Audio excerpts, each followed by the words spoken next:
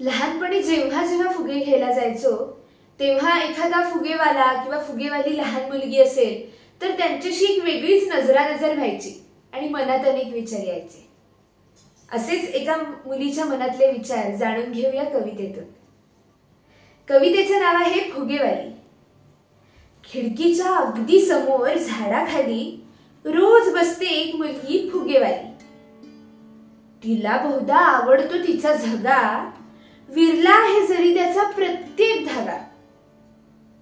बहुधा ती अभ्यासाला खूप भीते, शाळेच्या फाटकातूनच मागे फिरते।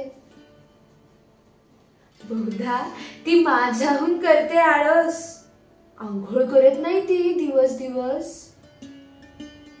फुगा तिचा घेतला की खुलते कळी, मनात म्हणते मी ही वेडी की खुळी। एवढे फुगे असून कधी खेळत नाही, फुग्यांच्या मागे कधी पळत नाही।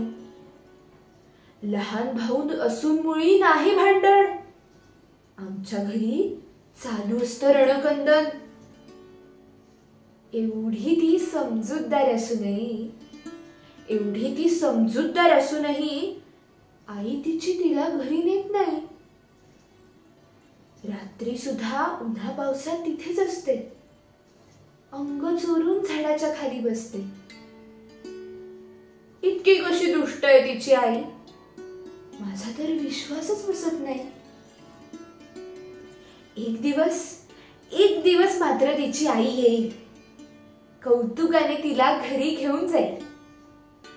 चिडली असेल तरी विसरून जाईल राग, सांगेल तिला यापुढे चांगलं वाग।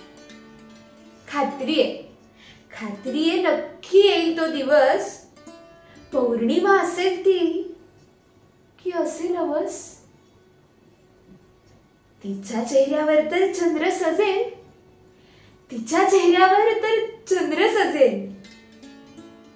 निरोप घ्यायला तिचा माझं